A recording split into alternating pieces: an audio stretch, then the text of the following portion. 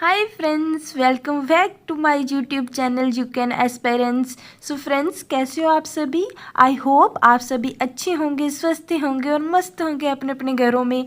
तो रिसेंटली अभी JKS prelims 2025 conduct हुआ। आई होप कि आप सभी का बहुत ही अच्छा एग्जाम गया होगा और आप सबके अच्छे मार्क्स बन रहे होंगे। अगर मैं बात करूँ कट ऑफ की, तो कट ऑफ मुझे लगता है कि प्रीवियस ईयर के कंपैरिजन इस टाइम हाई जाने वाला है। क्योंकि इसके 3 फैक्टर्स होने वाले हैं। फर्स्ट, वैकेंसी सिर्फ इस टाइम पे है 36। मैं कर रही हूँ जनरल कैटेगरी की बात, तो उसकी वजह से कट ऑफ किया जाएगा हाई। देन क्योंकि अभी पैटर्न क्या है, जो 3 साल से सेम पैटर्न आ रहा है, पैटर्न इससे भी बच्चे अभी फैमिलियर हो चुके हैं, तो इसकी वजह से भी कट ऑफ किया जाने वाला है आपका हाई। थर्ड बात रही हमारे पेपर की डिफ़िकल्टी लेवल की। नो डाउट पेपर इस टाइम पे डिफ़िकल्ट था, मॉडरेट बोल सकते हैं हम, ठीक है। तो उसकी वजह से भी इतना इफेक्ट नहीं पड़ने वाला, क्योंकि पिछली बार 2023 का जो पेपर कंडक्ट हुआ था वो भी मॉडरेट टू डिफ़िकल्टी था, ठीक है। तो उसका इतना ज़्यादा इम्पैक्ट नहीं, उसको हम नॉर्मल कैटेगरी में रख सकते हैं। तो मैं बोलती हूँ कि अगर पिछली बार जनरल कैटेगरी का कट ऑफ गया था 58, तो इस टाइम पे ना 65 प्लस जाने वाला है, 65 या 70 प्लस, ठीक है। अभी कहते हैं इस वीडियो की बात। तो ये वीडियो सभी के लिए बेनिफिशियल होने वाली है, चाहे वो हमारे जेकेपीएससी के एस्पेरेंट्स हो, चाहे वो यूपीएससी के एस्पेरेंट्स हो, चाहे वो अदर स्टेट एस्पेरेंट्स हो, जहाँ हमारे जेकेएसएसबी के एस्पेरेंट्स हो, ठीक है। वैसे भी सिलेबस और पैटर्न तो यूपीएससी और जेकेपीएससी का सेम ही है। मेरा मोटिव ये है कि आप तक बिल्कुल एक एग्जैक्ट आंसर जाए, ठीक है, और उसकी एक्सप्लेनेशन भी जाए, ताकि आप जब नेक्स्ट ईयर एग्जाम दो और मेरी वीडियो देखो तो आपको कहीं और जाने की ज़रूरत ना पड़े। एंड साथ ही साथ मैंने जो 2021, 22, 2023 ये जो पेपर्स कंडक्ट हुए हैं, इनकी वीडियोस भी अपलोड करी हैं। अगर आप उनको देख के भी जाते हैं ना, तो आपको बहुत ज़्यादा बेनिफिट होता है, ठीक है। एंड साथ ही साथ मैंने यूपीएससी 2024 वाला पेपर भी डिस्कस करा है, बिहार पब्लिक सर्विस कमीशन वाला भी डिस्कस करा है, एंड पॉलिटी की भी मैंने 3 वीडियोस डाली हैं। अगर उनको उनमें से भी मैंने देखा है कि 3-4 क्वेश्चंस आ गए हैं, ठीक है। मैं आशा करती हूँ कि आप सभी का कट ऑफ क्लियर हो और आप मेंस के लिए बैठें। मैं करूँगी सेट ए डिस्कस, ठीक है। आप भी मेरे साथ साथ करिए और बताइए मुझे कि कौन सा पोर्शन इजी आया और कौन सा पोर्शन डिफिकल्ट आया, और कितने क्वेश्चंस आप इनमें से कर सकते थे। इस वीडियो में मैं सिर्फ 1 to 50 क्वेश्चन ही डिस्कस करूंगी, और नेक्स्ट पार्ट सेकंड में 51 to 100 क्वेश्चंस आएंगे। So without wasting our time, let's start our discussion. पहले है हमारे करंट अफेयर्स के question. Question number 1, match the following countries based on the ranks as the medal tally in Paris Olympics 2024। 2024 वाला Olympics कहाँ हुआ हमारा? Paris में। तो मेडल टैली किस किसने कैसे जीती है? जो यूनाइटेड स्टेट्स ऑफ अमेरिका है फर्स्ट नंबर पे, then China, then Japan, then Australia, then France, ठीक है। तो इन्होंने यूएसए तो पूछा नहीं है, तो चाइना क्या है सेकेंड नंबर पे, चाइना है सेकेंड नंबर, देन जापान हमारा है थर्ड पे, एंड ऑस्ट्रेलिया है हमारा फोर्थ पे, एंड फ्रांस है हमारा फिफ्थ पे। तो 1 with 4 is the right answer. हमारे इंडिया का रैंक कितना है? 71। हमने कोई गोल्ड मेडल नहीं जीता है, 1 हमारा है सिल्वर, 5 है हमारे ब्रॉन्ज। उसमें से कौन कौन थे? Neeraj Chopra, Manu Bhaker, Sarabjit Singh, Swapnil Kaushal, Aman Sehrawat, and Indian hockey team. अब आप मुझे बताओगे कि ओलंपिक्स 2028 कब कंडक्ट होने वाला है, ठीक है। क्वेश्चन नंबर 2 हमें असर्शन दी है और रीजनिंग दी है, ठीक है। तो BRICS summit in the year 2024 was hosted by Russia. क्या रशिया ने की होस्ट? यस, रशिया ने ही होस्ट की थी। 16th ब्रिक्स एनुअल समिट हुई है, ठीक है। मोटो क्या था इसका? Strengthening multilateralism for just global development and security. ये तो देखो, ठीक है, यही है। तो हमारा राइट आंसर है वी भी हो सकता है, डी भी हो सकता है, क्योंकि फर्स्ट भी ठीक है, सेकंड भी ठीक है, लेकिन ये मोटो है, इसकी वजह से रशिया में कंडक्ट हुई है, ठीक है। ये रीज़न तो नहीं हो सकता, इसलिए मेरे को डी लग रहा है, लेकिन जो आंसर की में आंसर आया वो है ए, ठीक है। तो इसका डी भी आंसर हो सकता है। इस क्वेश्चन के आप रिप्रेजेंटेशन डाल सकते हो। और अभी ब्रिक्स में कितने हैं मेंबर्स? 9 मेंबर्स, क्योंकि 4 मेंबर्स न्यू इंक्लूड हुए हैं। कौन कौन से? Egypt, Ethiopia, Iran and UAE, ठीक है। Question number 3, arrange the general elections in the following Asian countries in 2024। 2024 में जो एशियन कंट्रीज थी हैं हमें, इनमें इलेक्शंस की जो क्रोनोलॉजी बताओ, ठीक है। तो इस क्वेश्चन को और करना हो तो सबसे पहले इंडिया दिया इसमें, फिर पाकिस्तान। इतना तो हमें पता था कि पाकिस्तान में पहले हुई है, इंडिया में बाद हुई है। तो third and second, third second देखो किस में है, डी में थर्ड सेकंड नहीं है, तो इसको हम पहले ही क्या कर सकते हैं, क्रॉस, ठीक है। देन अब मुझे बताओ, इंडिया इन्होंने दिया है सेकंड, क्या सबसे लास्ट में हुई होगी? ऐसा तो नहीं हो सकता। अगर इसको हम एलिमिनेट करो तो सी तक हम इजली पहुंच सकते थे। चलो ऐसे देखते हैं। देखो पाकिस्तान में सबसे पहले हुई है, पाकिस्तान में कब हुई थी हमारी इलेक्शन, 8 फरवरी को, ठीक है, पाकिस्तान में हुई है 8 फरवरी। देन इंडिया में हमारी हुई है जून 4, मतलब अप्रैल 19 टू 1 जून, 19 अप्रैल टू 1 जून, ठीक है। देन इंडोनेशिया में देखो 14 फरवरी, ठीक है।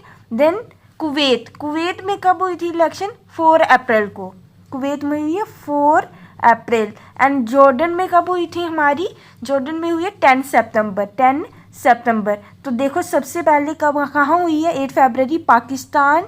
देन पाकिस्तान के बाद हमारा क्या आता है, इंडोनेशिया फर्स्ट किस में है, देखो यही है। फिर उसके बाद फरवरी, फिर देन कौन सा हमारा, 4th Kuwait, then second India and then Jordan. So C is the right answer. तो आपको थोड़ा थोड़ा आइडिया होना चाहिए। अगर आपको ये पता होता ना इंडिया में लास्ट में, अगर ये पता होता ना जॉर्डन में सबसे लास्ट में हुई है, तब भी आप आंसर तक पहुंच सकते थे, ठीक है।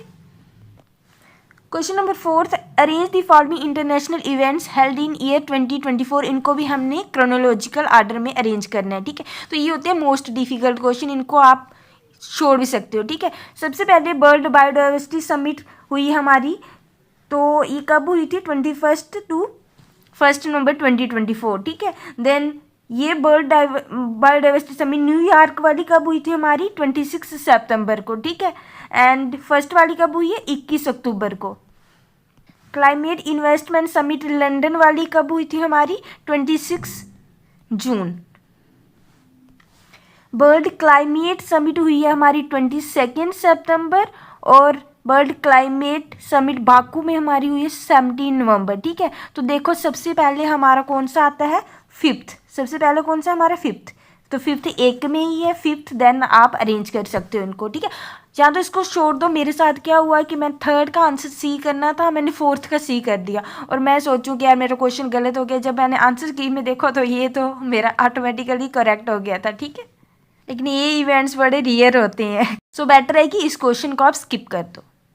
Question number 5, which of the following statements about Asia Pacific ministerial conference and civil aviation are correct. कौन कौन सी इनमें से स्टेटमेंट्स, हमें 4 स्टेटमेंट्स दिए हैं, करेक्ट है, ठीक है। तो फर्स्ट देखो चारों ऑप्शंस में फर्स्ट दिया, तो फर्स्ट हमारी क्या है, करेक्ट। फर्स्ट जो एशिया पैसिफिक मिनिस्ट्रियल कॉन्फ्रेंस हुई थी वो कहाँ हुई थी, बीजिंग इन चाइना 2018, ठीक है। तो ये वहीं पर हुई थी। देखो फर्स्ट वाली कहाँ हुई थी हमारी, चाइना में 2018। Second Asia Pacific ministerial conference हो रही है हमारी दिल्ली में 2024, यस। सेकंड कॉन्फ्रेंस होनी 2020 में थी, लेकिन कोविड-19 की वजह से पोस्टपोन होगी, और अभी हमारी हुई 2024 में। सेकंड कॉन्फ्रेंस को होस्ट किसने करा है, international civil aviation organisation and India's ministry of civil aviation, yes, ये देखो इन्होंने ही कंडक्ट करा है, ठीक है। तो फर्स्ट, सेकंड, थर्ड हमारे हो गए correct. Then fourth, the third Asia Pacific ministerial conference कहाँ होगी, अंकारा में, तो ये हमारा है रॉन्ग स्टेटमेंट, ठीक है। तो 1, 2 and 3 B is the right answer, ठीक है। तो पढ़ लेना इसको भी, किसके लिए होती है कॉन्फ्रेंस, तो ताकि स्ट्रेंथ कर सकें हम cooperation between countries in Asia Pacific region, opportunities for growth and sustainable, ठीक है। Question number 6, cancer moonshot initiative recently highlighted in news is launch by which of the following countries. कौन कौन सी countries ने इस initiative को launch करा है, तो ये हमारी जो क्वाड की कंट्रीज हैं, क्वाड की कंट्रीज में कौन कौन आती है, United States of America, Australia, India and Japan, ठीक है। टू रिड्यूस कैंसर फ्रॉम कहाँ से, इंडो पैसिफिक रीजन, ठीक है। तो ऑब्जेक्टिव क्या क्या है इसके, हमारा डी है इसका राइट आंसर। ऑब्जेक्टिव है इसके prevent cervical cancer, improve treatment, strengthen cancer care, reduce the impact on patients. Focus area कौन कौन से है, HPV vaccination, cervical cancer screening, early treatment, research collaboration, data systems and health infrastructure, ठीक है, तो D right answer. Question number 7, the Indian institute of technology Delhi IIT Delhi recently open is oversee campus कहाँ करा था, ठीक है, तो हमें पता है इसका आंसर क्या था, बी अबू धाबी, ठीक है, अबू धाबी में करा था और उस कैंपस को क्या बोलते हैं, IIT Delhi Abu Dhabi, IITDAD। Question number 8, which of the following statements about development of semiconductors and display manufacturing ecosystem in India are correct, ठीक है, इसके रिलेटेड ये किसका इनिशिएटिव है, ये है हमारा गवर्नमेंट ऑफ इंडिया का जो इंडिया सेमीकॉन प्रोग्राम है उसके अंडर, ठीक है, तो हमें 4 स्टेटमेंट्स दिए हैं और हमें पूछा करेक्ट स्टेटमेंट, करेक्ट को सबसे पहले करो सर्कल, ठीक है, बोल रहे 3 semiconductor units will be established under this programme, yes, कितने सेमीकंडक्टर्स यूनिट्स एस्टेब्लिश करने हैं, 3, फर्स्ट हमारा हो गया करेक्ट, ठीक है, ऐसे भी फर्स्ट क्या था, करेक्ट ही था। Then all the 3 units will be located in the state of Assam, all units, all तो नहीं होंगे, ठीक है, ऐसे भी देखो एक कहाँ है, गुजरात में, तो सेकंड हमारा हो गया रॉन्ग, जैसे हमें सेकंड रॉन्ग करा वैसे ही हमारा आंसर आ गया डी, ठीक है, दिस यूनिट विल 1 and 4, इसका मतलब 4th, ठीक है, 2 यूनिट्स कहाँ स्टेब्लिश होंगे, गुजरात में, और एक कहाँ होगा हमारा असम में।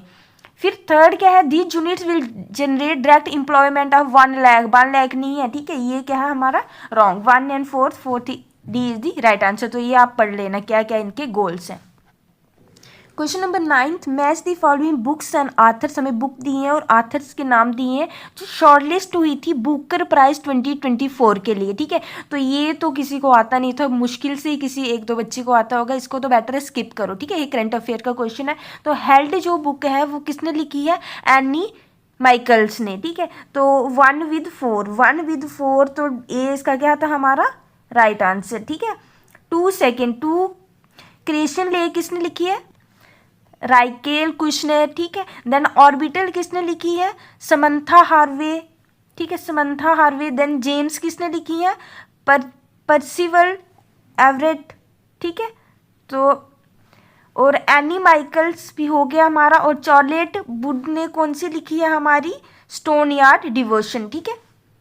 ऐसे आपको ना थोड़ा थोड़ा आइडिया होना चाहिए, अब ये नहीं करना कि सारे बुक्स के ऑथर्स के नाम लर्न करने बैठ जाना, ऐसा कुछ नहीं होता, ठीक है।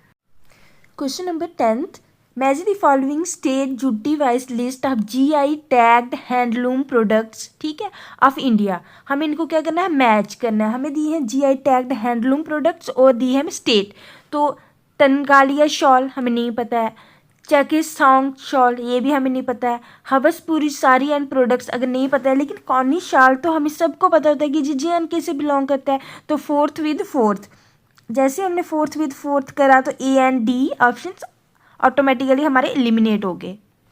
एंड B and C से हमें ये भी पता चलेगा कि 1 के साथ हमेशा क्या होगा, सेकंड, 1 के साथ सेकंड है, तो जो तनगालिया शॉल है कहाँ से है, गुजरात से। तो अब हमें देखना है कि हवसपुरी साड़ी कहाँ से हो सकती है, उड़ीसा से हो सकती है, नागालैंड से, तो हवसपुरी ये लग रहा है ना थोड़ा ऐसे वर्ड उड़ीसा से मिलता जुलता, और चंगेज़खान शॉल लग रहा है नागालैंड से, तो हमारा 2 का 1 जैसे ही आया तो V हमारा आ गया राइट आंसर, ठीक है। तो ये आप पढ़ सकते हैं, तनगालिया शाल आई डोंट नो कि प्रोनाउंस कैसे करते हैं, ठीक है, तो ये क्या है, एक हैंड वूवन टेक्सटाइल है from Surendranagar district of Gujarat, ठीक है। तो इसको कब मिला था GI टैग, 2009 में। ये 700 ईयर ओल्ड इंडिजीनियस क्राफ्ट है, और कौन सी शेफर्ड कम्युनिटी के द्वारा, धनगासिया कम्युनिटी, ठीक है। देन यूनिक वीविंग टेक्निक है, ठीक है, अनप्रोसेस्ड कैमल और शीप वूल को यूज़ करते हैं, ठीक है, ये तो ये आप सब पढ़ लेना इसके रिलेटेड। अभी चेकिस्तान शॉल एक ट्रेडिशनल शॉल कहाँ का, नागा ट्राइब है, नागालैंड इंडिया, ठीक है। तो ये किसके लिए फेमस है, intricate design, rich colours, geometric patterns, इसको मदर टू डॉटर से को पास किया जाता है, इसका ट्रेडिशन ऑफ वीविंग, ठीक है। देन नेचुरल डाइज यूज़ करे जाते हैं, और ट्रेडिशनल हैंडलूम से ही वीव करे जाते हैं, ठीक है, इसके बारे में भी आप पढ़ सकते हो। ये है हमारा चंगेज़खान शॉल जिसको कि GI टैग मिला गया। देन हवसपुरी साड़ी कहाँ की, हमारी उड़ीसा से, ठीक है।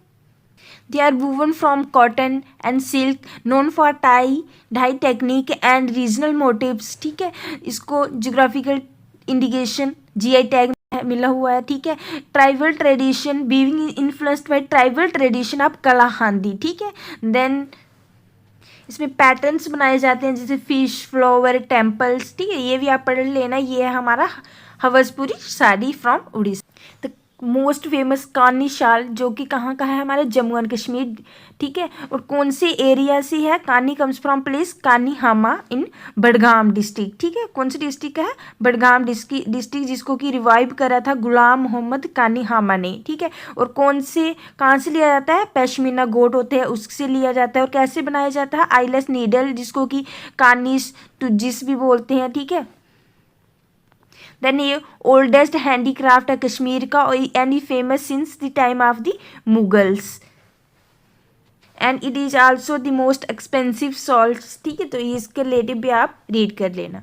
Question number 11, which of the following statements about the movie Santosh are correct, ठीक है। कौन कौन से करेक्ट स्टेटमेंट्स है मूवी संतोष के रिलेटेड। अगर हम ऑप्शन से देखें तो 1 तो करेक्ट है, the movie was premiered at the 77th Cannes film festival 2024, तो यस ये लिखा भी है, ठीक है। ये हमारा correct statement. Then this movie is Britain's Oscar entry in the international feature film और this movie is India's Oscar entry in the international film feature category. तो इसका मतलब सेकेंड और थर्ड से तो एक हो सकता है, ठीक है, दोनों इकट्ठे नहीं हो सकते क्योंकि एक के लिए जहाँ ब्रिटेन जहाँ इंडिया, ठीक है। तो सेकंड थर्ड जहाँ भी इकट्ठे हैं उनको करो इनकरेक्ट। सेकंड थर्ड ये भी नहीं हो सकता, ये भी नहीं हो सकता, तो हमारे पास बचे 2 ऑप्शंस, ठीक है। तो this movie directed by an Indian director Sandhya Suri, ठीक है। तो अभी जो इसका राइट आंसर है वो है हमारा ए। क्यों, क्योंकि ये देखो लिखा है ना इन्होंने, Hindi language crime drama film that was UK मतलब Britain entry for best international film feature category, ठीक है। तो सेकंड हमारा करेक्ट, लेकिन आगे इन्होंने लिखा है कि the film was written directed by Sandhya Suri, तो यही इधर भी तो यही है, the movie directed by Indian director Sandhya Suri.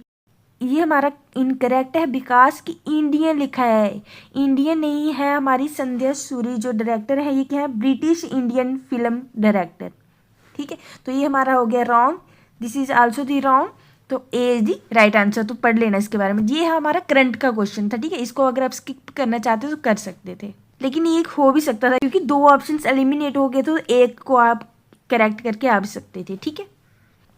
Question number 12, match the following edition of India Kazakhstan joint military exercise Kazind और उनका वेन्यू।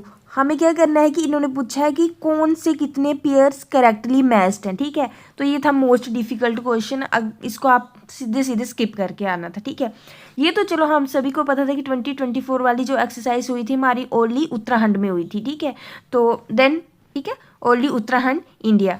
देन एक्सप्लेन, ये क्या है, Kazind exercise joint military exercise है और ये हेल्ड होती है एनुअली, साल में एक बार, और अल्टरनेटली इन बोथ कंट्री, मतलब एक बार अगर इंडिया में हुई है, सेकेंड ईयर कहाँ होगी, रशिया में, देन इंडिया रशिया, ठीक है। तो 23 वाली हमारी कहाँ हुई है, 23 वाली हुई थी हमारी अटर कजाकिस्तान। तो सेकेंड 22 वाली कहाँ हुई होगी, इंडिया में। तो 22 वाली हमारी हुई थी उमरोई मेघालय, कहाँ पे है हमारा, मेघालय में, ठीक है। और 2021 वाली हमारी हुई थी आसिया बेबी, जो है हमारे कजाकिस्तान में। तो हमारे कितने पेयर्स करेक्ट है, 1 and 2, only 2 pairs are correctly matched, ठीक है। तो ये आप पढ़ लेना थोड़ा थोड़ा। जितनी भी एक्सरसाइजेस होती हैं, चाहे इंडिया कजाकिस्तान हो, इंडिया मालदीव्स हो, इंडिया नेपाल हो, वो सब भी आपको पता होनी चाहिए। लेकिन इन्होंने तो ये मोस्ट डिफिकल्ट क्वेश्चन डाल दिया था कि इतनी एज की किसको ही पता होती है, ठीक है। Question number 13, which of the following statements about the goals of Jammu and Kashmir tourism policy 2020 are correct, ठीक है। तो Jammu and Kashmir tourism policy से क्वेश्चन आया है, ठीक है। टू बिकम, देखो अगर हम ऑप्शन से देखें तो पहला स्टेटमेंट करेक्ट है, ठीक है। To become the most preferred all season tourist destination for both domestic और foreign tourist by 2025। Then to promote all kind of tourism across Jammu and Kashmir. Yes, अगर हम गोल्स देखें from the Jammu and Kashmir tourism department, जो ये हमारा है, ठीक है, टूरिज्म पॉलिसी है, तो इसके गोल्स कितने, 7 गोल्स हैं, जिसमें क्या है, ये ऑल सीजन टूरिस्ट डेस्टिनेशन वाला भी है। Then to promote all kind of tourism across Jammu and Kashmir, all. लेकिन बच्चों ने शायद इसको गलत भी कर सकते थे कि नहीं ऑल वाला गलत हो सकता, क्या पता 4th लगा के आते, नहीं, लेकिन ये हमारा क्या है, राइट, ठीक है। Then to promote city wise events and festivals with predefined calendar and promoting the same at national and international level. तो ये देखो हमारा 7th गोल यही है, तो ये भी हमारा है right statement. Then to generate employment of approximately 75,000 people per year, लेकिन इनका जो टारगेट था वो है 50,000 पीपल पर ईयर, तो ये हमारा है रॉन्ग. जैसे इसको हमने रॉन्ग करा, हमारा बी आ गया राइट आंसर. अगर हम ऐसे चाहते हैं कि डाटा गलत दिया है तो हम ऐसे कर सकते थे 4 रॉन्ग है तो 1 2 3 कर सकते, लेकिन डाटा तो इधर भी दिया था 2025 वाला. ठीक है, सो इसका जो राइट आंसर है वो है वी. ये क्वेश्चन हमारा JNK के related. Question number 14, consider the following statement. The Jammu and Kashmir assembly election 2024 is the third such election in the last 1 decade. Last 1 decade मतलब 2014 टू 2024. ठीक है, तो ये हमारा थर्ड नहीं थी, ये थी हमारी सेकंड इलेक्शन, क्योंकि लास्ट हमारी हुई थी 2014 में और 10 ईयर्स के बाद हमारी 2024 में इलेक्शन हुई है. तो हमारी ए क्या है रॉन्ग. जैसे ही ए फॉल्स हुई तो आर क्या होगी हमारी true. Jammu and Kashmir assembly elections 2024 is the first election since 1947 that has reserved seats for SC and ST. ठीक है, तो हमारा C the right answer. Then question number 15, in which year does ISRO plan कर रहा है to launch the first base module of the Bharatiya Antariksh station. ठीक है, भारतीय अंतरिक्ष स्टेशन का जो फर्स्ट बेस मॉड्यूल है उसको कब लॉन्च करने की सोच रहा है इसरो. तो इसका राइट आंसर था डी 2028. भारतीय अंतरिक्ष स्टेशन क्या है, इंडिया का जो इसरो है हमारी स्पेस एजेंसी, वो जैसे हमारा इंटरनेशनल स्पेस स्टेशन है वैसे हम भारतीय अंतरिक्ष स्टेशन बनाएंगे. ठीक है, कौन कौन बना रहा है, इंडियन गवर्नमेंट और इंडियन स्पेस रिसर्च ऑर्गेनाइजेशन का प्रोजेक्ट है और ये 400 to 450 kilometre above the earth surface orbit करेगा. इसका जो फर्स्ट मॉड्यूल है द बेस मॉड्यूल उसको लॉन्च करा जा रहा है 2028 में, फुली ऑपरेशनलाइज्ड हो जाएगा 2035. 5 मॉड्यूल्स हैं, base, core, science lab, common working module. ठीक है, then medium to long duration human space flight missions होंगे टू लो अर्थ ऑर्बिट. ठीक है, तो ये आप इसको अच्छे से रीड कर लेना. क्वेश्चन नंबर 16, अभी हमारे 15 क्वेश्चन थे वो थे हमारे करंट अफेयर्स के से. ठीक है, तो मुझे बताना 15 में से आप कितने क्वेश्चन कर पाए. देन अभी हमारे एंशियंट हिस्ट्री से क्वेश्चन स्टार्ट होते हैं. बृहत कथा मंजरी ये किसने लिखी थी, वाज रिटन बाय, तो ये लिखी थी हमारी Kshemendra D is the right answer. और जो हमारी है बृहत कथा वो लिखी थी गुणध्य ने. ठीक है, गुणध्य कौन था, स्कॉलर था in the court of Satavahana king हाला. और जो हमारी बृहत कथा मंजरी है वो लिखी थी क्षेमेंद्रा ने 400 AD में, और the Gupta king Vikramaditya Chandragupta second के टाइम लिखी गई थी. ठीक है, question number 17, which of the following is are true about gana और संघास. महाजनपद के टाइम पे घना और संघास होते हैं, उनके बारे में हमें क्वेश्चन 4 स्टेटमेंट्स दिए हैं और हमें पूछा है कौन सी करेक्ट स्टेटमेंट है. Then most of the ganas were located in or near Himalayan foothills, जैसे इंडो गैंगटिक प्लेन्स में. ठीक है, तो 1 तो ऐसे ही ठीक था क्योंकि इन्होंने चारों ऑप्शंस में दिया है. Then the ganas had greater vestiges of tribal organisation. क्या ये ट्राइबल ऑर्गेनाइजेशंस थी, तो देखो घना का मीन्स होता है ट्राइब और संघा का मीन्स होता है यूनियन ऑर्गेनाइजेशन, तो B is also the right statement. Then power in gana was vested in the hands of aristocracy. Yes, तो ये क्या थी, एक टाइप की एरिस्टोक्रेटिक रूल था. ठीक है, then third 1 2 and third C is the right answer. Fourth ये बोल रहे हैं कि घना जो एसोसिएट थे वेश्यस के साथ, नहीं ऐसा कुछ नहीं था. ठीक है, तो ये आप घना के बारे में तो थोड़ा पढ़ लेना. जो गौतम बुद्ध थे और जो महावीर थे वो भी किसको बिलोंग करते थे, घना और संघास को. भाजी, मलक्कास, कोलियास, शक्यास ये तो क्या थे, फेमस घना थे. ठीक है, this is the form of republican government. Question number 18, arrange the following in chronological order from earlier to later. पहले कौन सी आई फिर बाद में कौन सी आई, तो हमें पोट्री दी है एंशियंट टाइम की. तो सबसे पहले कौन सी आती है हमें पता है, चलो आर्चरी का नहीं पता है, तो ब्लैक एंड रेड आती है, फिर पेंटेड ग्रे वियर आती है, then northern black polished ware आती है. ठीक है, तो फोर्थ थर्ड फर्स्ट जिस इसमें नहीं है उसको कर दो इनकरेक्ट. ठीक है, तो अभी आर्चरी क्या होती है, सबसे पहले थी, सबसे पहले तो सी हमारा क्या आ गया, राइट आंसर। तो देख लो अर्ली वैदिक पीरियड, लेटर वैदिक एंड महाजनपदास। तो सबसे पहले थी हमारी रेड बियर जिसको कि आर्चरी कलर पोट्री बोलते हैं। Then black and red ware 1450 से 800 BCE तक। फिर उसके बाद painted grey ware 1100 to 400 BCE। Then northern ware polish ware 700 to 200 BCE। ठीक है, तो ये हमारे आगे पोट्री के बारे में। एंशियंट हिस्ट्री से वैसे भी महाजनपद हो गए फेमस, ठीक है, जहाँ फिर ये पोट्री वगैरह। ठीक है, तो ये हमारा आ गया 18th question.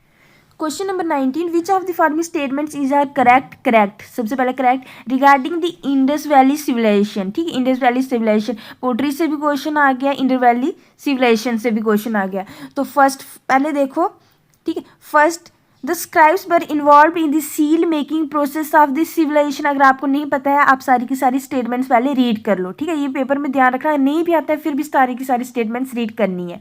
The great bath of Mohenjodaro feature brick walls, हमें पता होती है ब्रिक वॉल्स है। Then water proof layer of the natural tar, ये भी होता है। ठीक है, अगर नहीं पता आपको फिर भी थर्ड पढ़ो। The people of IBC used iron ploughs, iron की हल तो इंडस वैली सिविलाइजेशन में नहीं, ना ही early Vedic period, later Vedic period में जाकर आयरन की डिस्कवरी हुई थी। तो ये तो हमारा आ गया रॉन्ग आंसर। जैसे ही रॉन्ग हुआ वैसे हमारी बी और डी कैंसल। फर्स्ट हमारा हो गया वैसे ही करेक्ट। ठीक है, तो सेकंड भी हमारा है करेक्ट, आंसर है इसका ए दी राइट आंसर।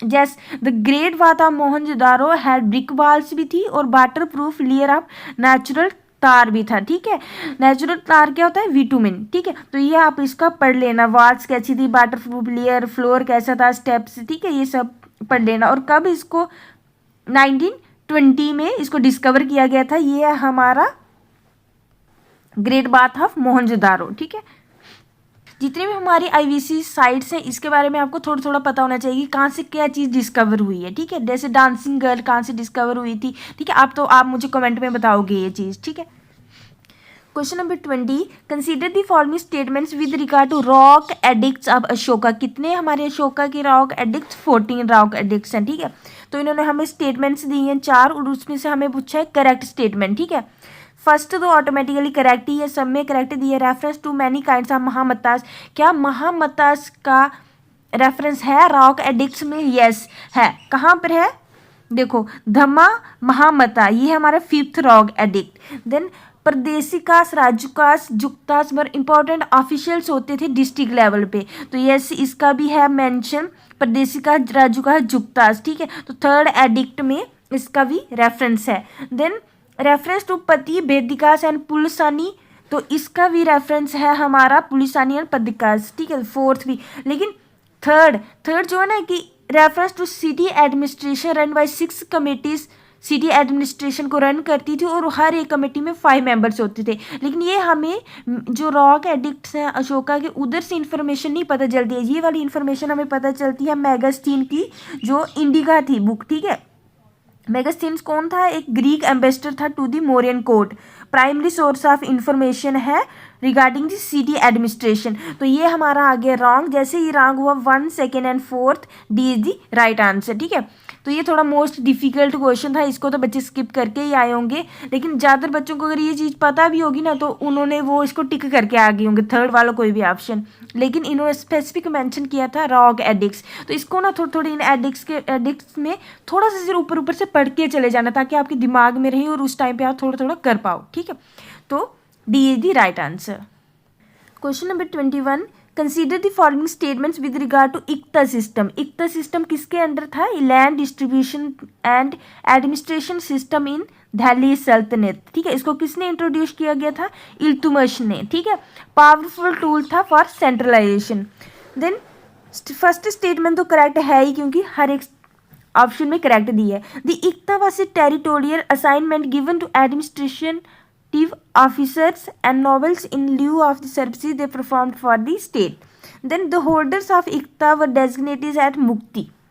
Yes, जो होल्डर्स होते थे उनको इक्तादार बोला जाता था, मुक्ति बोला जाता था। 2 हमारा क्या है, करेक्ट स्टेटमेंट। देन ओरिजिनली इक्ता क्या थे, हेरिडिटरी होते थे और मुक्ता बास entitled for the right of its ownership. तो ओरिजिनली हेरिडेटरी नहीं थे। जब इल्तुतमिश ने इक्ता सिस्टम बनाया था उस टाइम पे हेरिडेटरी नहीं था, लेकिन जब ये हेरिडेटरी हुआ था अंदर फिरोज शाह तुगलक। तो ये हमारा है wrong statement, 1 and 2 be the right answer. तो इक्ता सिस्टम इनके बारे में थोड़ा थोड़ा आप पढ़ के जाओगे। इक्ता सिस्टम जो का आइडिया किसका था, मोहम्मद गोरी का। इंट्रोड्यूस किसने किया था, इल्तुतमिश ने।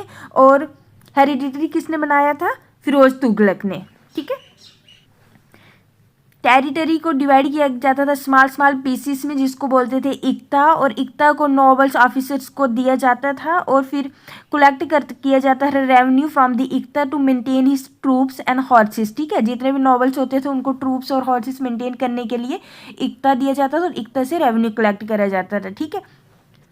तो ये आप रीड कर लेना खुद ब खुद।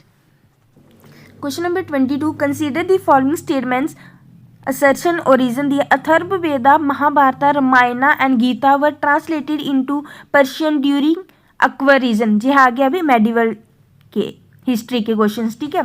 तो ये हमारे अकबर के टाइम पे हुए थे। यस, ये हमारे मुगल एम्परर अकबर के टाइम पे ही अथर्ववेदा, महाभारता, रामायण और गीता ट्रांसलेट हुई थी। तो हमारा ए है right. Then Jahangir set up translation bureau to translate works in Sanskrit, Arabic and Greek. No, Jahangir ने नहीं एस्टेब्लिश करा था, ये करा था अकबर ने। एक ट्रांसलेशन ब्यूरो एस्टेब्लिश करा था जिसमें कि क्या करा जाता था, जितने भी इंपॉर्टेंट टेक्स्ट हैं उनको ट्रांसलेट करना है फ्रॉम संस्कृत टू पर्शियन। ठीक है।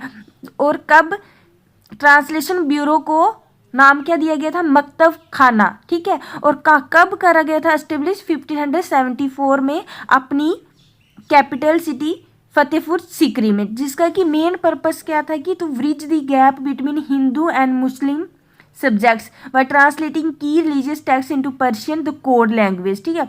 महाभारत का नाम क्या था पर्शियन में, रजमनामा। ठीक है। तो स्कॉलर्स कौन कौन थे जो ट्रांसलेटर थे, वो कौन थे, अबुल फैजल फैजी, अब्दुल कादिर बधियानी। ठीक है। ये इंपॉर्टेंट ट्रांसलेटर थे क्योंकि अकबर जो था वो मोस्ट टॉलरेंट एम्परर था इसलिए। ठीक है। तो इसका जो राइट आंसर है C, A true and B but R is false. Question number 23, the princes of Bahmani maintained their superiority by valour only. ठीक है। लेकिन जो power wealth extent of the country है वो कहाँ है, विजयनगर के पास। ठीक है। Greatly exceeded them. ये किसने बोला था, ये बोला था हमारा ट्रैवलर था फरिश्ता। ठीक है। पर्शियन कहाँ से आया था, पर्शिया से फरिश्ता, इसने ये चीज़ें लिखी थी। ठीक है। तो ये आप पढ़ लेना। इसका राइट आंसर है वी। इसको भी आप स्किप ही करना बेटा, क्योंकि चारों के चारों आपको पता नहीं होगा किसने बोला, तो इसको आप स्किप कर दो। Question number 24, match the following positions with their responsibilities in Maratha administration में क्या थे, अष्टप्रधान थे ना शिवाजी के अंडर, छत्रपति शिवाजी के अंडर। तो पोजीशन दी है और रिस्पॉन्सिबिलिटी हमें मैच करना है। तो पेशवा कौन थे, फाइनेंस एंड जनरल एडमिनिस्ट्रेशन। देखो ठीक है, जिनको कि मुख्य प्रधान भी बोला जाता था, 1 with फर्स्ट। तो सी हमारा क्या हो गया, रॉन्ग। देन सर ए नौबत कौन थे, हमारे सेनापति, मिलिट्री कमांडर। ठीक है, commander in chief. Second with third जैसे आए, हमारा ए आ गया राइट आंसर। थर्ड भी हम देख लेते हैं, सुन्नावीस कौन होते हैं, हमारे सचिव, जिसको कि हेड ऑफ रॉयल कॉरस्पेंडेंस भी बोलते हैं। तो थर्ड विद फोर्थ। देन धाबिर कौन थे, हमारे मास्टर ऑफ सेरेमनीज। ठीक है, तो धाबिर जिसको कि सुमंत बोलते हैं, फॉरेन अफेयर्स। ठीक है, तो ये हमारा आ गया ए इज द राइट आंसर। तो ये आपको ऐसे भी पता होने चाहिए। क्वेश्चन नंबर 25, हमें बैटल्स दी हैं और हमें ईयर दी हैं, हमने उनको करेक्टली मैच्ड करना है। देखो फर्स्ट बैटल पानीपत तो हमें सभी को पता है कि 1526 में हुई थी। ठीक है, किस किस के बीच में, भावर और इब्राहिम लोदी। ठीक है, तो फर्स्ट विद फर्स्ट इन्होंने तो फर्स्ट विद फर्स्ट ही दिया है। देन बैटल, उसके बाद हमें पता है भावर ने एक और लड़ाई लड़ी थी जिसको कि बोलते हैं खनवा। ठीक है, तो ये लड़ी थी 1527 में। ठीक है, डिसिसिव बैटल हुई थी फॉर्ट 1527 में, भावर, मुगल फोर्सेस एंड राणा सांगा अब राजपूत अलायंस, राणा सांगा के बीच में हुई थी। ठीक है, तो 3 with सेकेंड जैसे हमने करा, ए हमारा आ गया right answer.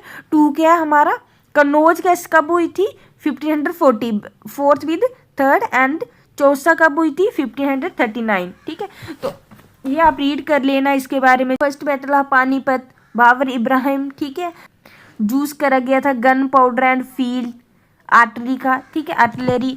Then battle of Chausa किस किस के बीच में हुई है? मुगल एम्परर हुमायूं और शेरशाह सूरी के बीच में हुई थी 1539 में। देन इसमें हुमायूं जो था वो भाग गया था अपनी लाइफ को सेव करने के लिए, और Sher Shah Suri was the founder of the Suri empire, ठीक है, और शेरशाह सूरी ने ही रुपी करेंसी को इंट्रोड्यूस करा था। एंड टॉम्ब है जो शेरशाह सूरी का वो कहाँ लोकेटेड है? सासाराम, बिहार। 2 बैटल्स फॉट हुई थी हुमायूं और शेरशाह सूरी के बीच में। एक हुई थी 1539 में जिसको बोलते हैं बैटल ऑफ चौसा, ठीक है, इसमें हुमायूं भाग गया था। और सेकंड बैटल ऑफ कन्नौज, ठीक है, 1540, 39 और 40 में ये भी हुई थी हुमायूं और शेरशाह सूरी में। इसमें जो था शेरशाह सूरी ने हुमायूं को हरा दिया था, ठीक है। तो बैटल ऑफ कनवा जो अभी इब्राहिम इसमें बहावर ने 2 लड़ाइयाँ लड़ी, एक पानीपत वाली और दूसरी कौन सी थी? राणा सांगा के साथ, ठीक है। तो ये भी आप देख लेना। क्वेश्चन नंबर 26 मैच तो म्यूजिशियंस और फील्ड ऑफ एक्सपर्टीज। नारायणा दसू, ये डिफिकल्टी क्वेश्चन था, इसको अगर आता है तो करो, नहीं तो फिर बेटर स्किप कर दो, ठीक है। नारायणा दसू कौन थे? नारायणा दसू हमारे थे हरिकथा, तो इनको हम फादर ऑफ हरिकथा भी बोलते हैं। देन भीना धमल, ये किसकी थी? वीना की। Then third, then first with second, जैसे first with second 2 option eliminate हो गए। Then 2 with third D is the right answer. Then Alauddin Khan किसके थे? ये थे हमारे सरोद, ठीक है। देन चौधिया किसके थे? ये थे हमारे वायलिन के, ठीक है। तो ये हमारा आ गया D is the right answer, ठीक है। देखो इन्होंने पकड़ा भी है। सो हमारे 16 to 20 तक हो गए एंशियंट के। देन 21 to 25 तक हो गए हमारे मेडिवल हिस्ट्री के क्वेश्चंस, ठीक है। Question number 27, which of the following is are correct regarding the chartered act of 1853। हमें 3 स्टेटमेंट्स दिए हैं और करेक्ट पूछा है, ठीक है। The act provided, chartered act of 1853 provided that the salaries of the members of the board of control and it's secretary and it's officials would be fixed by the east India company and paid by the British government. कौन पे करेगा? British government. पहले मुझे बताओ ये 1853 की बात करें और सेक्रेटरी तो हमारा 1857 के बाद बना था, ठीक है। तो ये तो क्वेश्चन ऑटोमेटिकली हमारी होगी wrong. So chartered act of 1853 से नहीं करा गया था। अब आप मुझे बताओगे कौन से एक्ट से करा गया था। अगर आपको नहीं पता है तो आप मेरी ये वीडियोस हैं 3, इनको अगर आप देखोगे ना तो आपको बहुत इजीली लर्न हो जाएगा, ठीक है। तो ये वीडियोस देख लेना जूक एंड एस्पायरेंट्स चैनल पे, ठीक है। Then the number of members of the court of directors जो है उनके नंबर ऑफ मेंबर्स रिड्यूस कर दिए थे 24 to 18। Yes, chartered act 1853 reduced the number of directors of East India Company from 24 to 18 and 6 to be nominated by the crown। और 6 code of director के जो members है वो कौन नॉमिनेट करता था? क्राउन। तो हमारा सेकेंड एंड थर्ड है correct, C is the right answer. Question number 28, which of the following statements are correct regarding the non cooperation movement. So non cooperation movements के बारे में हमें करेक्ट स्टेटमेंट्स बोला है। So first, the Congress in its annual session held in December 1920 at Allahabad। कहाँ हुआ था? इलाहाबाद में नहीं हुआ था, कहाँ हुआ था? नागपुर इन महाराष्ट्र, ठीक है। और इसके प्रेसिडेंट कौन थे? सी विजय राघवाचार्य, ठीक है। तो first our wrong statement. Then the Congress gave the call for surrender of titles and honours. जितने भी टाइटल ऑनर्स हैं उनको सरेंडर कर दो, ये कांग्रेस ने कॉल दी थी। तो yes, this is also the right statement, ठीक है। द नॉन कोऑपरेशन मूवमेंट से नॉन वायलेंट मूवमेंट था, लेड महात्मा गांधी कर रहे थे। इन्होंने बोला था कि बाइकआउट करो स्कूल्स, कोर्ट्स, कौंसल्स, जितने फॉरेन प्रोडक्ट्स हैं, आल्सो सरेंडरिंग टाइटल्स जो गिवन बाय गवर्नमेंट, ठीक है। The movement was intended to promote Hindu Muslim unity and strict non violence. Then also appeal was use swadeshi clothes, yes, ठीक है। 2 and 3 C is our right answer, ठीक है। तो इसको आप रीड कर लेना। जी से एक ट्रिकी क्वेश्चन बनाते हैं, ये डेट गलत दे देंगे जहाँ आपको प्लेस गलत दे देंगे। तो आपको ना ये थोड़ा आइडिया होना चाहिए कि कौन सा जो सेशन है कांग्रेस का कहाँ पर हुआ था, कौन सी जगह पर हुआ था और प्रेसिडेंट कौन थे, ठीक है। Question number 29, consider the following statement with reference to the Lucknow pact. Lucknow pact कब हुआ था हमारा 1916। मॉडर्न हिस्ट्री के क्वेश्चन चल रहे हैं अभी, ठीक है, उसके रिलेटेड हमें स्टेटमेंट्स दिए और हमें पूछे करेक्ट स्टेटमेंट्स, ठीक है। ओनली वन, ओनली टू ऐसे करके पूछा है, ऐसे नहीं पूछा कि वन एंड टू या 2 and 3, ठीक है। कितनी स्टेटमेंट्स करेक्ट है, तो इसके लिए हमें चारों के चारों स्टेटमेंट्स का पता होना चाहिए, ठीक है। लखनऊ पैक्ट, तो it offers a joint Muslim league and Congress scheme for constitutional reforms. Yes, इसी के लिए तो वो इकट्ठे हुए थे, first correct. It demanded representative government and dominion status for India, this is also the right statement, ठीक है। The Lucknow pact offered a joint league Congress scheme for constitutional reforms and demanded representative government and dominion status for India, ठीक है। Then however it does not accept the principle of separate electorate and proportional representation in both imperial and provincial legislature। क्या उन्होंने accept नहीं करी होगी? ऐसा तो फिर तो एग्रीमेंट होता ही नहीं उनका, ठीक है। तो ये हमारी आ गई रॉन्ग स्टेटमेंट, ठीक है, उन्होंने एक्सेप्ट कर ली थी, पढ़ लेना इसको। Then the Lucknow pact was seen as a beacon of hope to Hindu Muslim unity. Yes, ठीक है, फोर्थ करेक्ट स्टेटमेंट, ठीक है। तो C only 3 is the right answer. Question number 30, arrange the following events during the freedom struggle chronologically from earlier to later, ठीक है। तो हमें पता होना चाहिए कि ये इवेंट्स कब कब कौन से ईयर में हुए थे। तो हमें सभी को पता है कि जो बेवल प्लान था वो कब आया था हमारा 1945, ठीक है। देन राजा गोपालचारी फार्मूला आया था हमारा 1944, अगस्त ऑफर आया था 1940 एंड कैबिनेट मिशन हमारा आया था 1946। तो क्या क्रोनोलॉजी इसकी बनी? इसकी बनी थर्ड सेकंड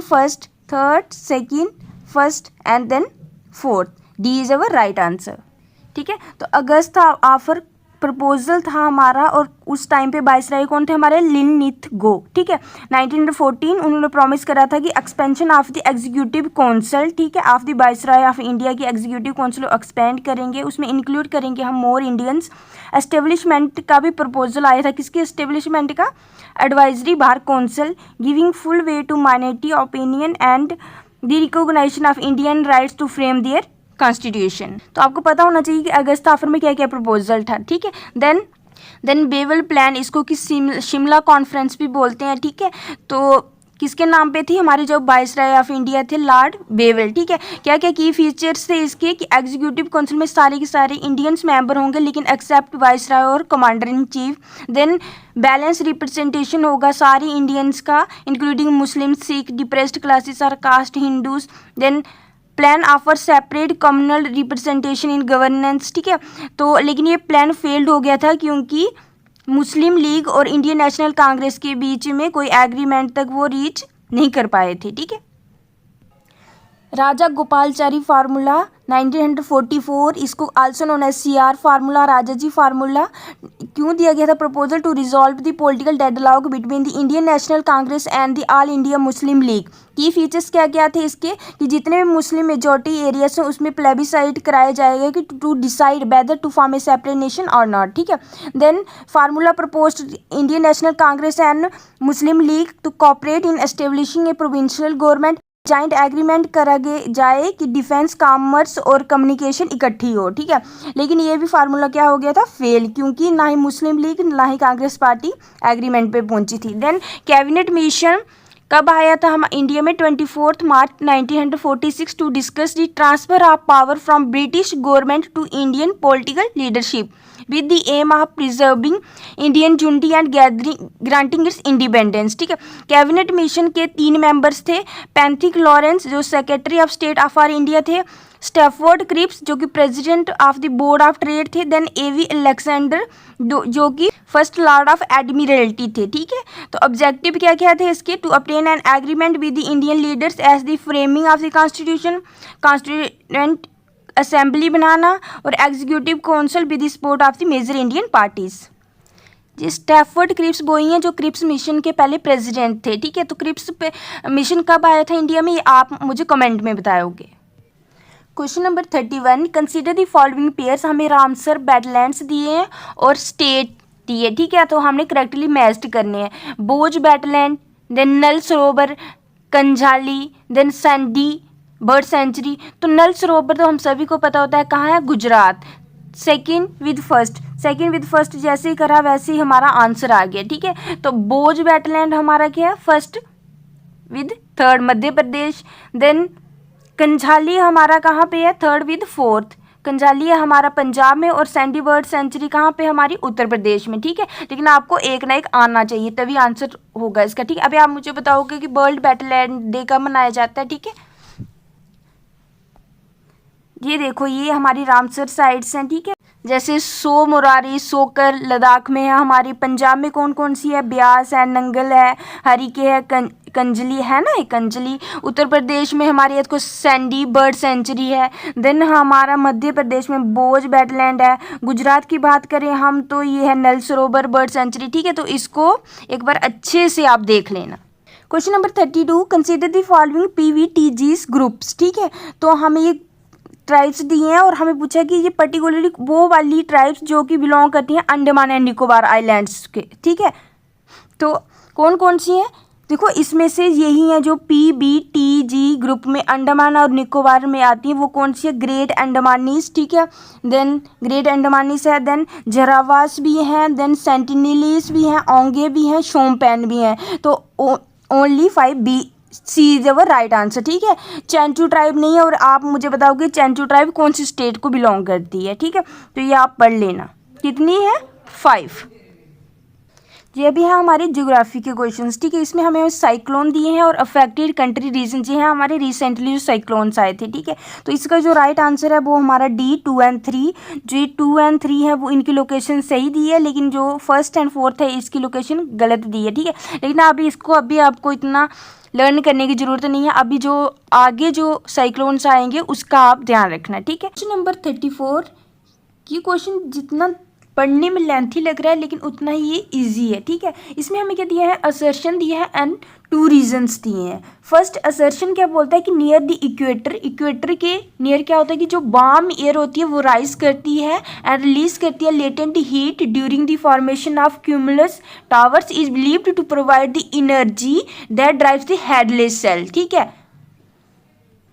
देखो ये है हमारा इक्वेटर, ठीक है। इधर हमारा ये वाला है सेल कौन सा, हेडलेस सेल। ये हमारा फेरल सेल और ये हमारा पोलर सेल। इक्वेटर पे ये राइज करती है और कहाँ पे जाके सबसाइड करती है, 30 degree. As the flow afloat moves poleward, the air begins to subside in a zone between 20 degree to 35 degree means 30 degree पे। जो हमारा असर्शन क्या है तो हमारा राइट। रीजन क्या दिया है कि ऐसी upper level flow moves away from the stormy equatorial region. जैसे ही जो अपर ऐसे करके राइज कर रही है ना एयर, फिर ये मूव कर रही है टूवर्ड्स द पोल, ठीक है। Radiation cooling becomes the dominant process, as a result the air cools. देखो जैसे भी इक्वेटर से पोल की तरफ टेम्परेचर क्या होता है, डिक्रीज, तो एयर क्या होना स्टार्ट हो जाती है, कूल। जहाँ पर थी हॉट और जहाँ पर थी कूल। फिर जैसे कूल होती है तो हमें पता है कि कोई भी चीज़ अगर कूल हो वो क्या होती है, डेंसर होती है, और डेंसर चीज़ हमेशा क्या जाती है, नीचे, बिकम्स डेंसर एंड सिंक्स। तो रीजन क्या हमारा, फर्स्ट राइट। सेकेंड रीजन में हमें क्रोलियस फोर्स का रीजन दे रहे हैं। क्रोलियस फोर्स हमें पता है इक्वेटर से पोल की तरफ क्या होती है, इंक्रीज। इक्वेटर पे होती है 0 और पोल पे होती है मैक्सिमम, ठीक है। तो Coriolis force become stronger with the increasing distance from the equator, yes, ठीक है। causing the poleward moving upper air to be deflected into a nearly west to east flow by the time it reaches 30 degree latitude. जैसे ही 30 degree latitude पे पहुंचती है वैसे ही इसकी direction क्रोलियस force की वजह से क्या होने लगती है, वेस्ट टू ईस्ट। देखो है ना, 30 डिग्री पे पहुंचने के बाद क्या हो रही है, वेस्ट से कहाँ जा रही है, ईस्ट की तरफ। This restricts the poleward flow of air. As a result, general subsidence occurs in the zone 20 degree to 35 degree पे एयर सबसाइड कर रहे। तो दोनों के दोनों रीजंस क्या है, करेक्ट एक्सप्लेनेशन है असर्शन के। तो हमारा जो आंसर है वो क्या है, C, assertion A is correct and reason 1 and 2 are correct explanation of A. बिल्कुल ज्योग्राफी का सिंपल क्वेश्चन था। अगर आपको ट्रेड विंड्स के रिलेटेड थोड़ी बेसिक नॉलेज होती तो आप इसको ईजिली कर सकते थे। Question number 35, consider the following distribution of climate diagram and identify the correct match. हमें क्या दिया है, इन्होंने क्लाइमेट्स दिए हैं, फर्स्ट, सेकेंड, थर्ड, फोर्थ। हमें पूछा है कि इन प्लेसेस पे कौन सा क्लाइमेट डोमिनेट करता है। तो देखो फर्स्ट का इन्होंने बोला है ट्रॉपिकल सवाना, सेकंड का बोला है इन्होंने मेडिटेरियन क्लाइमेट है, थर्ड में कोल्ड डेजर्ट है और फोर्थ में क्या है हॉट डेजर्ट। ये तो हमें पता है कि ये कौन सा डेजर्ट होता है, गोबी डेजर्ट, और गोबी डेजर्ट कौन सा है, कोल्ड। तो थर्ड क्या हमारा करेक्टली मैच्ड है। देखो हमें चारों के चारों पता होने चाहिए तभी हम एग्जैक्ट आंसर तक पहुंच सकते हैं। अभी देखते हैं हम मेडिटेरियन क्लाइमेट हमें पूछा है, सेकंड वाला क्या है हमारा मेडिटेरियन। तो देखते हैं क्या सच में है। देखो मेडिटेरियन क्लाइमेट कहाँ कहाँ डोमिनेट करता है, मेडिटेरियन बेसिन में, फिर कैलिफोर्निया में, ठीक है, then western South Australia, Western Cape of South America and central Chile. देखो कैलिफोर्निया में कौन सा है मेडिटेरियन, सो कैलिफोर्निया में कौन सा हमारा मेडिटेरियन, सेकंड भी क्या है हमारा राइट। फर्स्ट ये कौन सा एरिया है हमारा साउथ अमेरिका का कौन सा पार्ट, नॉर्थ ईस्ट। इन्होंने बोला है tropical savanna, first with tropical savanna.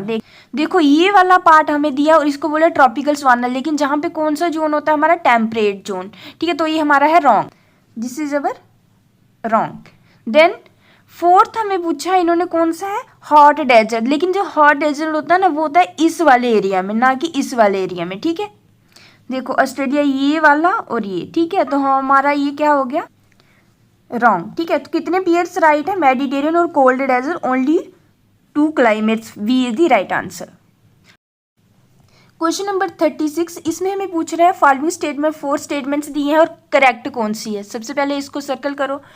First, almost all popular commercial varieties of silk are produced in India. जैसे आप ऑल देखोगे आप इसको गलत करके आओगे, लेकिन ये राइट स्टेटमेंट है, all popular commercial varieties of silk produce करी जाती हैं इंडिया में, ठीक है। तो फर्स्ट क्या है हमारा राइट, ठीक है, तो ये हमारे हो गए wrong. Then Karnataka is the leading silk producing state of India, जब तमिलनाडु इज दी, ठीक है। अगर आपको नहीं पता है तो आपको ये पता है कि सेकंड और थर्ड में से एक होगी, तो जहाँ पे सेकंड और थर्ड इकट्ठे हैं उनको गलत कर दो। सेकंड और थर्ड तो बी और सी में ही थे, तो इसको हो गया हमारा रॉन्ग, ठीक है। तो फोर्थ देखते हैं हम, Indian silk industry faces a tough competition from Italy and Japan. क्या सच में कर रही है? देखो फर्स्ट एंड सेकंड तो दोनों में राइट है, इसका मतलब Karnataka is the leading silk producing state of India है।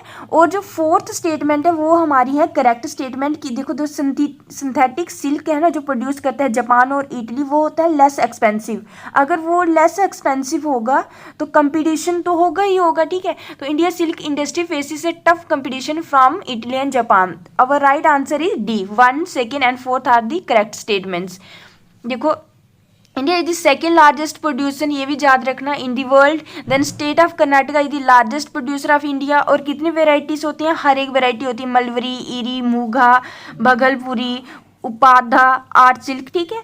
और Karnataka is the largest producer. Andhra Pradesh, Jammu and Kashmir, Tamil Nadu, West Bengal are other major silk producing states. Question number 37, arrange the following states in descending order of literacy rate as per 2011 senses. तो literacy rate लेकिन descending, सबसे ज़्यादा पहले आएगी और सबसे कम लिटरेसी रेट है वो कहाँ आएगी, लास्ट में। तो सबसे ज़्यादा इनमें से किसकी हो सकती है, महाराष्ट्र, तमिलनाडु, मिजोरम, सिक्किम और त्रिपुरा। तो सबसे ज़्यादा तो हम सभी को पता है कि मिजोरम है अकॉर्डिंग टू 2011 सेंसिस के अकॉर्डिंग। तो थर्ड आएगी पहले, थर्ड पहले किस में है, बी में, तो वी हमारा राइट आंसर आ गया। उसके बाद कौन है, फिफ्थ त्रिपुरा है, देन महाराष्ट्र है, उसके बाद Sikkim and then Tamil Nadu. We is our right answer. Which of the following states of India share international border with Myanmar.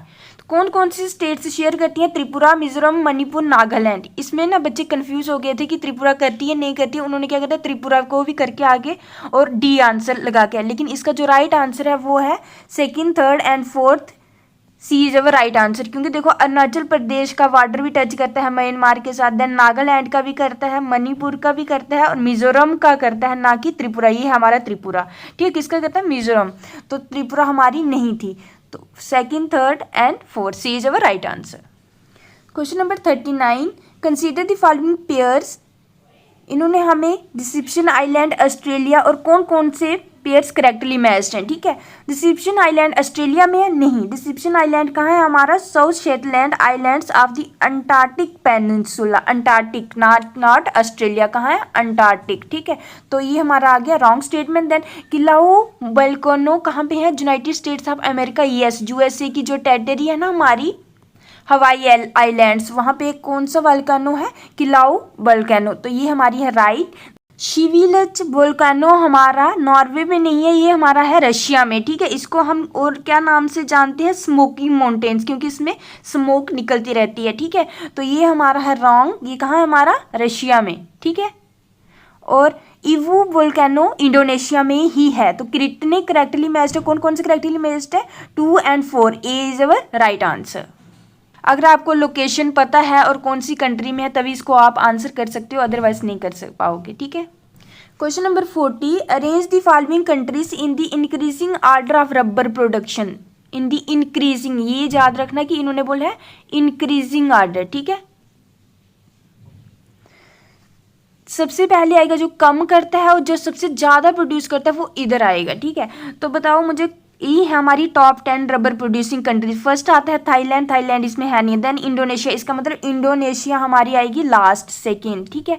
Then उसके बाद हमारा है वियतनाम, फिर उसके बाद इंडिया हमारा 4th नंबर पे रबर प्रोड्यूस करने में। Then China, then Malaysia, then Philippines, उसके बाद फिलीपींस आएगा फर्स्ट, ठीक है। देन उसके बाद कैमरून आएगा इधर 4th, ये कम प्रोड्यूस करता है, ठीक है। तो कौन सा जो करेक्टली मैच्ड है वो है ए, 4th, 1st, 3rd and 2nd। ये भी थोड़ा मोस्ट डिफिकल्ट क्वेश्चन ही था, अगर आपको पता है कौन सी कंट्री है तभी आप कर पाओगे, नहीं तो इसमें एक और ट्रिक थी, आपने क्या करना था कि आपको अगर लगेगा कि इंडोनेशिया ज़्यादा करेगा तो आप 2nd वाला पहले लगा के आ जाओगे, ये भी नहीं था, इसमें था इंक्रीजिंग आर्डर में, ठीक है। तो हमारा A is our right answer. No doubt अभी जेकेएस का जो पेपर है वो बहुत हाई लेवल का पेपर आ रहा है, वो यूपीएससी के बिल्कुल कंपैरिजन में आ रहा है, ठीक है। तो क्वेश्चन नंबर 41, ये ऐसा क्वेश्चन है, इसमें थ्योरी दी है और किसने वो थ्योरी दी है, ठीक है, और हमें करेक्ट मैच करना है। ये क्वेश्चन वही कर सकता है जिसका ज्योग्राफी ऑप्शनल होगा, ठीक है। तो ये भी बाकी वालों के लिए तो डिफिकल्टी क्वेश्चन था, ठीक है। तो ग्लेशियल कंट्रोल थ्योरी किसने दी थी, equilibrium theory, subsidence theory, stand still theory. आपको अगर 1-2 पता है तो आप आंसर तक पहुंच सकते हो। ग्लेशियल कंट्रोल थ्योरी जो हमारी थी वो हमें दी थी रेगिनाल्ड अल्डवर्थ डेली, ठीक है। तो फर्स्ट वन विद फर्स्ट तो VNC है, हो गया हमारा रॉन्ग, ठीक है। तो ये थ्योरी क्या बोलती है कि जो कोरल रीफ की फॉर्मेशन होती है वो किस पे डिपेंड करती है, सी लेवल चेंजेस पे ड्यूरिंग ग्लेशियल पीरियड, ठीक है। देन इक्विलिब्रियम थ्योरी हमारी किसने दी थी, सर इसैक न्यूटन ने, ठीक है। स्टैटिक टाइड्स के बारे में बात करती है। Equilibrium theory second with third ही है, ठीक है।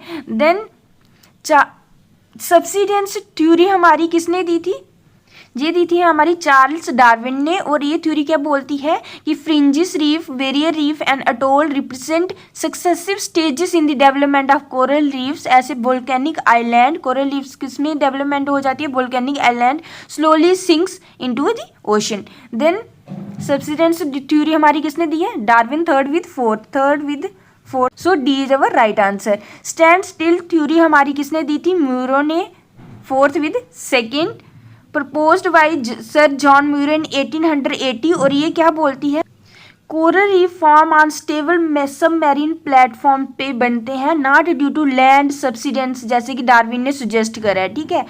And that the sea level remained unchanged, तो D is our right answer. Question number 42, ये तो हमारे JNK का ही क्वेश्चन है, तो ये तो JNK बच्चों को तो आएगा ही। करेवा फॉर्मेशंस आर फाउंड इन, कहाँ पाई जाती है, कश्मीर वैली में। कश्मीर वैली हमारी किस किस में है, पीर पंजाल रेंज और ग्रेट हिमालय रेंज के बीच में हमारी क्या है, कश्मीर वैली। तो कश्मीर वैली में पहले क्या था कि सिर्फ एक लेक थी जिसका नाम था सतीसर लेक, ठीक है। तो एक टाइम पे क्या हुआ कि इसका पानी पूरा निकाल दिया गया बारामूला के माउंटेन्स के थ्रू, और उसमें सिर्फ बच गया पीछे एल्यूवियल डिपॉजिट्स बच गए, sand, clay, silt, shale, mud, lignite, और उससे किसकी फॉर्मेशन हुई, करेवा सॉइल की, ठीक है। और करेवा को कश्मीर में क्या बोला जाता है, वुडूर, जिसका मतलब क्या होता है, एलिवेटेड टेबल लैंड।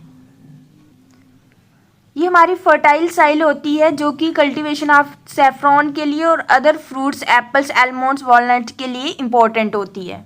बाकी इसके बारे में आप इधर से रीड कर लेना। Question number 43, consider the following statements, tectonic plates include the crust and the upper most mantle of the solid earth, ठीक है। जहाँ फिर tectonic plates are rigid solid layers and about 100 kilometre thick, tectonic plates include the crust and the entire mantle. Entire mantle नहीं होता है इसमें, crust और उसका कौन सा अपर मोस्ट पार्ट होता है मेंटल का। तो हमारा फर्स्ट है राइट और थर्ड है हमारा रॉन्ग। जैसे ही थर्ड रॉन्ग हुआ सी हमारा एलिमिनेट हो गया। Then tectonic plates are confined to continental land masses only. No, इसमें हमारा ओशनिक लिथोस्फीयर भी आता है। ये भी हमारा है फोर्थ रॉन्ग, फोर्थ भी हो गया हमारा रॉन्ग। सेकेंड हमारा है करेक्ट, सेकेंड करेक्ट हो गया। ठीक है, तो 100 किलोमीटर की ही थिकनेस होती है इसकी हमारी, ठीक है, लिथोस्फीयर की। First and second is our right answer. ये प्लेट बाउंड्रीज कैसे कैसे इंटरेक्ट करती हैं, डाइवर्जेंट, कन्वर्जेंट, ट्रांसफॉर्म, तो ये आप पढ़ लेना। ये ज्योग्राफी का सिंपल ही क्वेश्चन था। ठीक, लिथोस्फीयर की कितनी डेप्थ होती है, 100 किलोमीटर। ठीक है, then asthenosphere, mantle, outer core, inner core. ठीक है, ये आप देख लेना। Question number 44, the eastern most longitude of India is. देखने में ऐसे लगता है लेकिन उस टाइम पे बंदा कंफ्यूज हो जाता है कि कौन सा होगा, लेकिन इसका कौन सा था, ईस्टर्न मोस्ट पॉइंट कौन सा है इंडिया का, किविथु, अरुणाचल प्रदेश, और कौन सी डिग्री पे है, 9725। B is our right answer. ठीक है, नॉर्दर्न मोस्ट पॉइंट कौन सा है हमारा, Indira col, Jammu and Kashmir.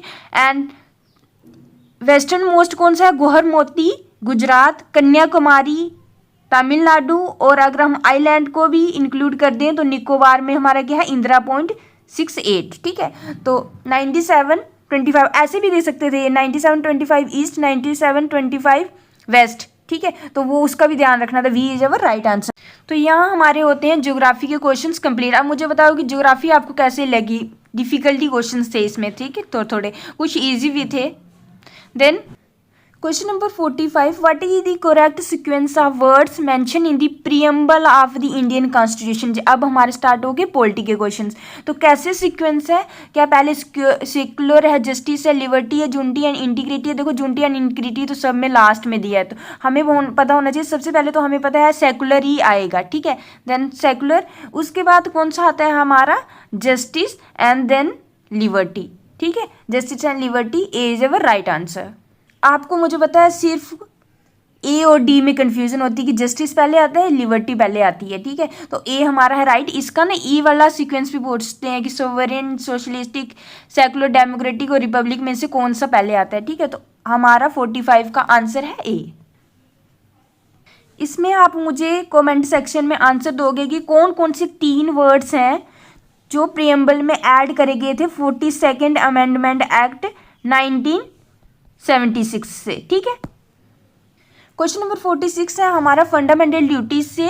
Article 51A हमारा फंडामेंटल ड्यूटी से डील करता है, तो इसका हमें जी पार्ट पूछा है। उसमें क्या रिवर्स मेंशन है, फॉरेस्ट मेंशन है, एनिमल्स मेंशन है या लेक्स मेंशन है। तो देखो हमारा जी पार्ट क्या बोलता है कि to protect and improve the natural environment including forest, lakes, rivers and wildlife, to have compassion for living creatures. तो एनिमल इसमें नहीं है, first, second and fourth, C is our right answer. ठीक है, तो इसको भी आपको अच्छे से पढ़ना है। कभी कभी ये पूछ लेते हैं कि ये जो है ये कौन से सबसेक्शन में आगे, जी में है, ई में है, एफ में, सी में है। ठीक है, तो आपको फंडामेंटल ड्यूटीज अच्छे से पता होनी चाहिए। अब मुझे आप बताओगे कि कौन सी फंडामेंटल ड्यूटी बाद में अमेंडमेंट से ऐड करी गई थी। पहले 10 थी फिर 11 हुई है। कौन सी थी वो 11th फंडामेंटल ड्यूटी इनमें से। ठीक है, 47 हमारा है फंडामेंटल राइट से। देखो पहले प्रीएम्बल से भी आ गया, फंडामेंटल ड्यूटी से भी क्वेश्चन आ गया और फंडामेंटल राइट से भी। लेकिन इन्होंने पूछा